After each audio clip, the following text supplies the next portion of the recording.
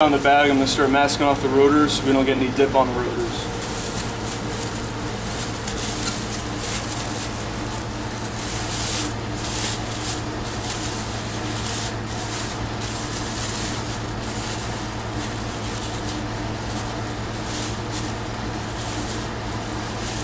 And if you have trouble getting the bag around the rotor, I like to use a stick.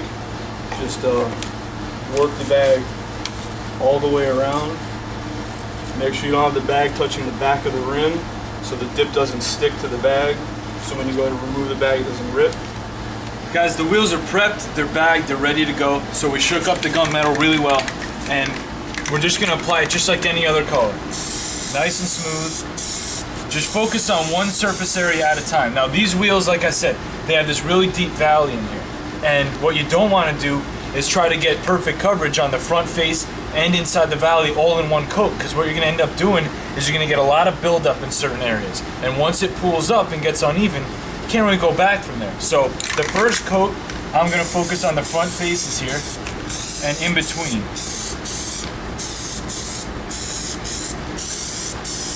Okay guys, the first coat is dry, and what we did, like I said, is we focused on that front face.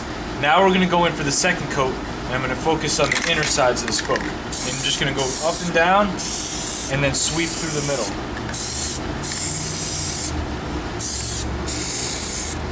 Now remember, whenever you dip a car with the wheels still on the car, you're always going to rotate the wheel back and forth. And that's why we never actually tape the bags together. We leave them kind of loose, because when we rotate the car back, 60 degrees at a time to make sure we get all the spokes, you don't want the bags to be too tight around the brake calipers or anything like that.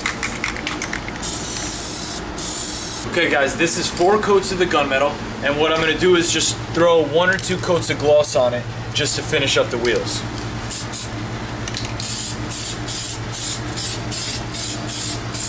Guys, this is 4 coats of the gunmetal gray on the wheel, and what we're going to do now is start breaking the wheels down. The first thing is we're going to remove the dip from the outside of the wheel,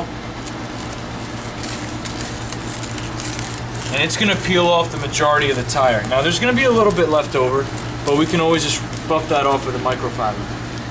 Guys, this is 4 coats of the gunmetal gray Plasti Dip in the spray can, as well as 2 coats of the glossifier. Really happy with the way that the shade came out. It's definitely darker than a primer, but it's not too dark to maybe get confused with black. So it's going to look a little bit different with the shop lights here. It looks a little bit brighter. Actually, in the daylight, it's a little darker than this. But you guys, you'll see more pictures come along the way. You guys can play with it and experiment as you usually do. The gunmetal gray Plasti Dip, as well as everything else, is available at dipyourcar.com.